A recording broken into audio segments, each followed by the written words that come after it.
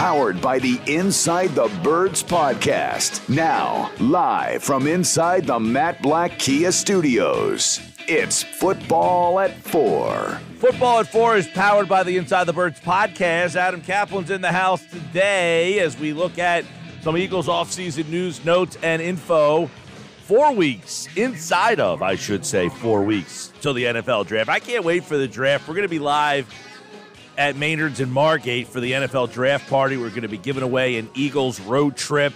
And, of course, Adam Caplan takes a look at what's going on with this Eagles team, who continue to add to the roster, Adam. They did so yesterday late in the day, signing defensive tackle Kentavious Street. And here's a guy that, had some interesting numbers as a rotational player. So give us a little scouting report, how we see his role with Philadelphia, and now what this overall group looks like with Kentavious Street in the mix. Yeah, and unfortunately, Mike, he suffered a torn ACL on a pro day workout before the draft, so that wiped out his rookie season. He missed a lot of 2019. So basically, he missed most of his first 2 seasons. Then was on IR again in 20. Didn't play. It's been healthier the last 2 seasons, but did a good job last season. The way it was explained to me is really good get off, smaller D tackle between 285 and 290. That's definitely small, no matter how you slice it. But he's got really good get off. He's a decent pass rusher, nothing special.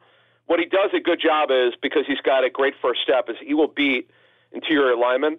Now, he could play in an odd man front if you need him to, because he's got good get off, but he's mainly a defensive tackle. I like this signing. Right now, Mike, let's move along here, kind of what this is going to look like. The reason why he signed here is because he's got a great opportunity. Here's what we do know about the Eagles' defensive tackle rotation on March 31st. We know that Fletcher Cox will be a starter. There's no question about that. They strongly believe Jordan Davis will be a starter. For him to be a 50% or more playtime guy, he's got to be in better physical shape. His technique's got to be better. But right now, they'd expect him to start. Now, again, how many snaps he plays, we'll learn more in training camp and see what kind of shape he's in, particularly the offseason, though, see how he shows up. Then Milt Williams is a very good 3 who could play in. And then you got Street, who's the overwhelming favorite, though he's not getting paid a lot of money, to be the 4. And then you got guys like Marlon Tuipulotu, who's coming off an injury from last season, Noah Ellis, who's a run guy, and Marvin Wilson. So there's a wonderful opportunity here right now for Street, not only to make the team, but dress on game day and to get maybe 20, 25 snaps a game. Yeah, he's an interesting signing, a guy who has been able to get to the quarterback and do some things in a part-time role. So Kentavious Street is in the mix for Philadelphia. Let's look back at this roster, some needs 4 weeks away from the draft, and see where they are as we're getting down to the end of free agency. But this is an area where Howie Roseman still has been able to find guys in years past. So Marcus Mariota's here, Jalen Hurts. The quarterback room seems pretty set. Yeah, so Mariota's the 2, Ian Book will be the 3. The question then will be this. Mariota's only on a 1-year deal. I'm told it's worth $5 million, by the way. If Mariota's not with the team in 2024, can Ian Book, and Moshe and I discussed this on yesterday's show where we broke down the offensive roster. On Monday morning show, we'll do defense. But can Ian Book be that future number 2? Because he gives you athleticism. He's a really smart guy. He's not the biggest guy in the world. He's kind of small, but he does fit as a scout team quarterback. But could he be more than that, Mike, in 2024 and Mariota's contract's up? Could he be the long-term backup to Jalen Hurts? That, to me, is a serious question. They don't know that now, but they like to know that by the end of the season. So this offseason, Mike, for Ian Book, who, by the way, signed through 2024, is very cost-effective. He's only making $940,000. The final year of his rookie deal, making $1.055 million. So he's a very cost-effective, not only number 3, but potentially being number 2. So this is a guy, remember now, they claimed off waivers from the Saints in late August of last year, and they like to take a bigger look at him. So this is a guy to keep an eye on as we go along here. Yeah, no doubt, because the Eagles don't want to be spending how much they got to pay Jalen Hurts, plus $5 million for a backup quarterback. So they got to try to find a less expensive option there. Let's go to running back. I think this is a really interesting conversation. Andrew and I had a good conversation about this room yesterday. Penny, Gainwell, Scott. The other day, they made it sound like Trey Sermon was Roger Craig, for God's sakes. Where is he on the depth chart? How does he factor into this running back room? Yeah, they don't have a depth chart right now, but what happens is Penny's got to make the roster. They're paying him less than $2 million, so that's nothing in today's NFL. He's got to prove that he's healthy. He's got to have a good training camp, not only to make the team, but look, if he has a great training camp, he'll be on the team and he'll probably have a good role. Gainwell's definitely their third down back. He could be more than that. He closed the season well. They like him to have a bigger role. You know what? We all know who Boston Scott is. He could kick return. He showed that he could do a decent job with that. He could handle third down if you need him to, shoot yards if you need him to. And then there's Trey Sermon, the wild card. I mean, Nick Sirianni, you and I talked about this. It's kind of mind-blowing how much praise he gave him. Now, what I'll tell you in our reporting on Sermon's situation, we did say they're not going to cut him, despite the speculation. Remember when the Eagles, Mike, in November, December, they had some players coming off of IR, particularly December, and we were like, no, they're not going to cut him. They really want to take a look at him. Now, Sirianni put great context to it because he looked really good in practice, and the coaches in particular want to take a better look at him in the offseason. So he's going to get to training camp.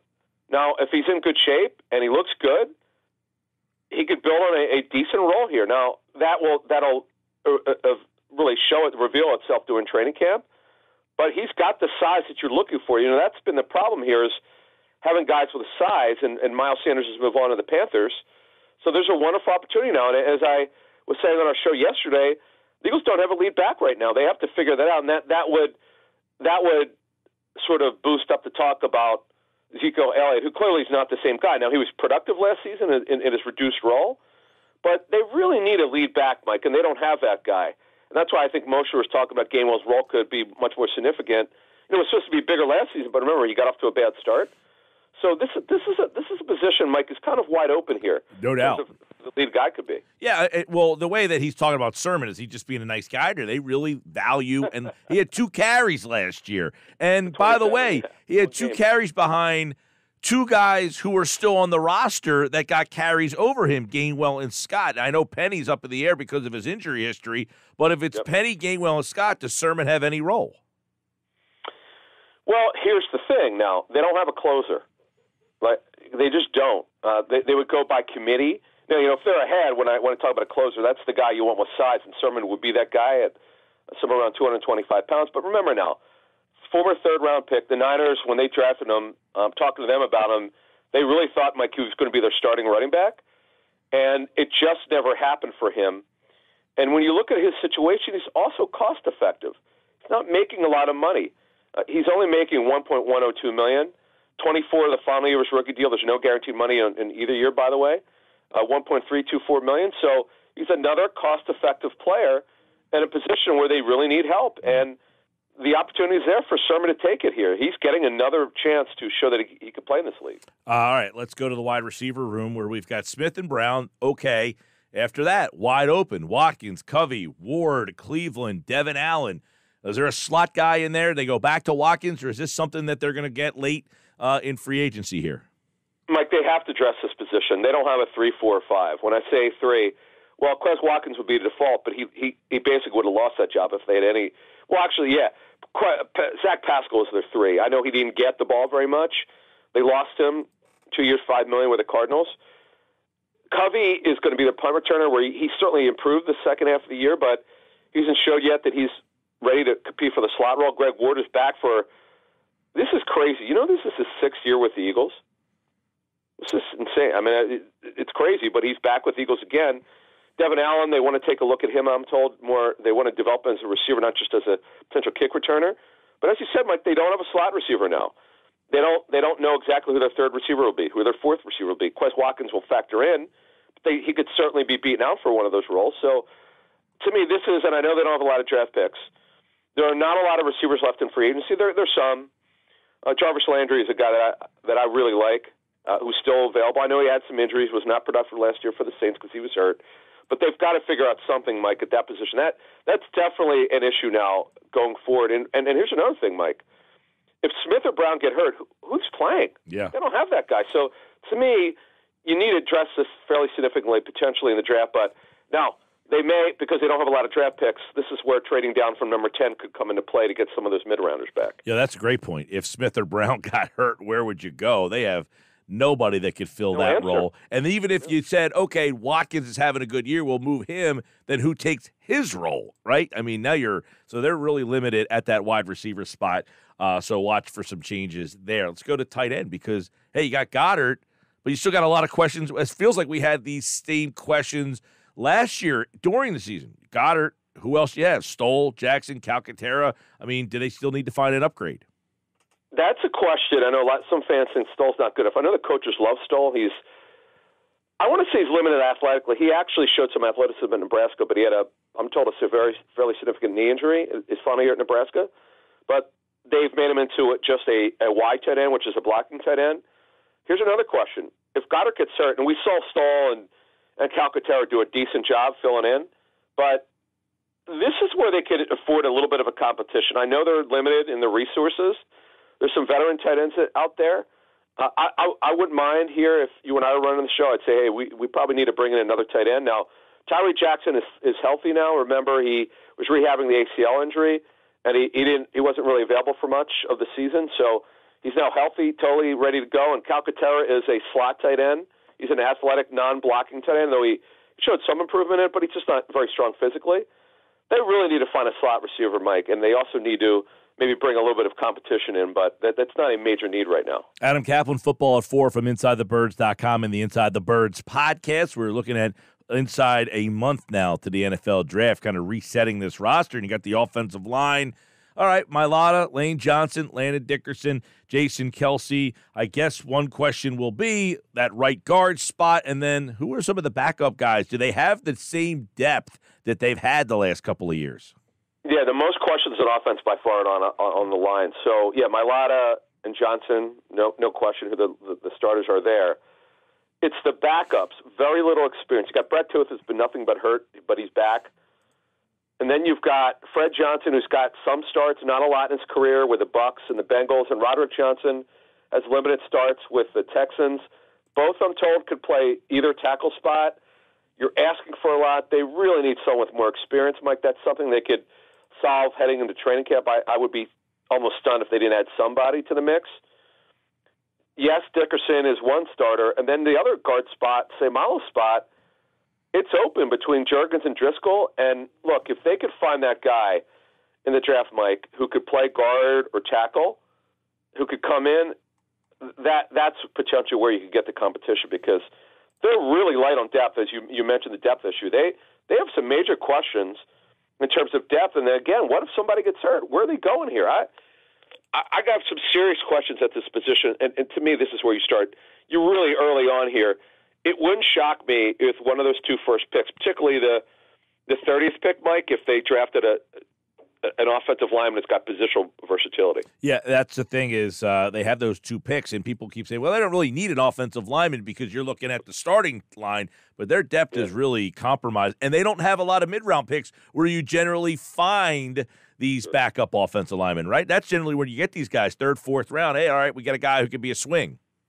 Right, and remember, Jack Driscoll, fourth-round pick, who does have positional versatility guard.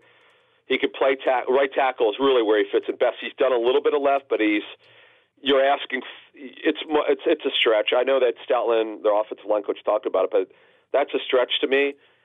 They have to do something here. This is probably one of the biggest needs on the football team. And again, we've used this term on our show over the last 3 years. If a starter gets hurt, what is your answer? The Eagles do not have good answers. And look, Juergens, Mike, he's only played. Look, remember now, he was at. When you look at what he was at Nebraska, a tight end for 2 years, and then moved to the offensive line for 2 years. And Juergens now, so this will be only his fourth year playing offensive line in his life. That's just not – he hasn't done it enough, and he's got very limited experience at guard. Yeah, he'll be Kelsey's backup center, no doubt, but there's some questions here. Adam Caplan, I want to get a quick NFL thought from you. I don't know if you saw this thought at all, but the NFL moving to Tuesdays, Wednesdays, and maybe Fridays and Saturdays, is it too much NFL? I think that if I'm not mistaken, I believe Amazon's going to have a Friday night game or something like that. They're going to have the Black Friday game. Yes, correct. Just one, but this is them talking about playing on Tuesdays, Wednesdays. I don't know about Tuesday, yeah, but I mean, look, you never say never, but the Thursday one is going to happen. In terms of the flex, I know the Giants owner, John Mara, was kind of out in front of it, but I was at the commissioner's press conference, Mike, on Tuesday, or it was Wednesday. When Roger Goodell acts like he wants something, he almost always gets it, no matter how much consternation there is. Do you remember and Slay was one of them that came out this week. He doesn't want those flex games of Thursday. Do you remember how many players and the NFLPA said they would never give in to 17 games, and then what happened? Yeah, right. So, we're going to 18 soon. Of course, and when Roger Goodell wants something, he gets it. I don't know. From a viewership standpoint, I wouldn't mind watching a Friday night game. That'd be kind of cool. I don't want it during the day, though. By the way, I want it at night. Well, that Friday. Black Friday is going to be on Amazon. I don't know if that's an afternoon game or what, but it's the day after Thanksgiving. It's Amazon. I know that. Yeah, yes, I've known that. After Thanksgiving, but the article, Mike Florio, Pro Football Talk, was the one who brought this up, and he said the Friday night game could start at 9:00 after high school is over, and that Saturday that you would have a pro football window from 8 to 11, so college would be up to 8, and then college can pick back up for the West Coast at 11 o'clock for those games out there on the West. But I don't know, man, playing football games on Tuesday, Wednesday, Thursday, Friday, I mean, at some ridiculous. Point, yeah. You got the MAC games, or what, Tuesday, right? Don't they have some games on They're Tuesday? They're like late, like the last 4 weeks of the year or something, they do those MACtion, those Tuesday night games. And like maybe right. some Wednesdays. Now, we do have, Mike, on Christmas, there's at least one, if not 2 weekends where we have games on Saturdays. Yes, after the college football season ends. Right, but the thing is, though, the Friday night thing, and then, look, again, the commissioner gets what he wants. You know it's coming. It's just a matter of time and a little cajoling. But, hey, listen, fans, and I'll say this about Roger Goodell. I know a lot of people don't like him, but he is fan-friendly. He's also money-friendly. We know that. But he does pay attention to what the fans like. And I as a purist, I didn't love a 17-game season. It doesn't bother me at all, to be honest with you. I know Chris Mortensen said this, my friend from ESPN, who I worked together for 5 years. Mort said everybody will get over it. And, I think so. I don't think people talk about that anymore. There was some outrage at first, but not anymore. Yeah. Oh, yeah. You get used to it. And some of these things, like the Thursday night game, I could do without, but it's there. I'll watch it because it's on generally. But if you gave me Tuesday, Wednesday, Thursday, Friday, I mean, at some point you might say, all right, I just can't keep up with all this stuff. All right. Adam Caplan.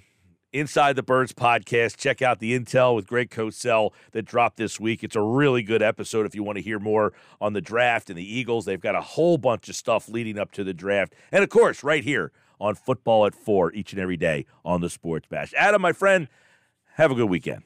You too. And by the way, it was cornerback, the one we just dropped with Greg, and then we're dropping on Wednesday, we're dropping defensive tackles. Very good. Oh, well, defensive tackles are definitely a spot that Eagle fans are going to want to need to educate themselves a little more on. All right, buddy, we'll talk to you next week. That is Adam Caplan, Football at 4, right here on the Sports Bash.